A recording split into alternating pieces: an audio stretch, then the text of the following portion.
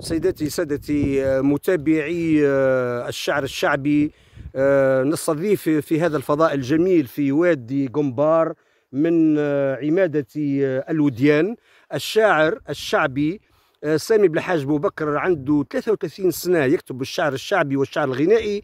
شارك في مهرجان الإبداع العربي في نزل الأتريوم بالحمامات، ووقع تكريمه وتمكينه من شهادة تقدير ومشاركة، وتعرفت عليه في ذلك الملتقى الممتاز. ثم شارك في مهرجان الثقافي الصيفي بالوديان يوم 27 جويلية 2023.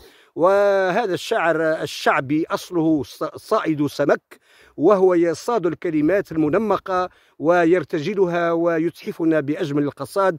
مرحبا بك سي سامي، تفضل أعطيني القصيدة اللي شاركت بها في مهرجان الوديان. شكرا سي رفيق. تفضل. هذه قصيدة اللي شاركت بها في مسابقة مهرجان الوديان الصيفي.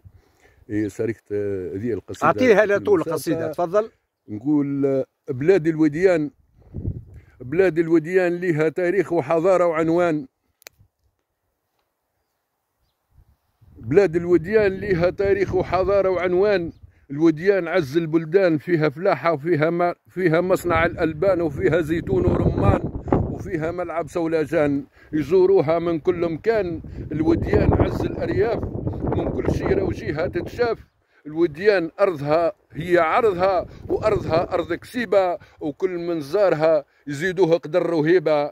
عام 65 زارها الزعيم بورقيبة، وأسس فيها حجر رمتين، أسس فيها مدرسة أطفال بورقيبة، قرات فيها أجيال وجيال، طلعوا أبطال زادوا بلادهم قدر وهيبة.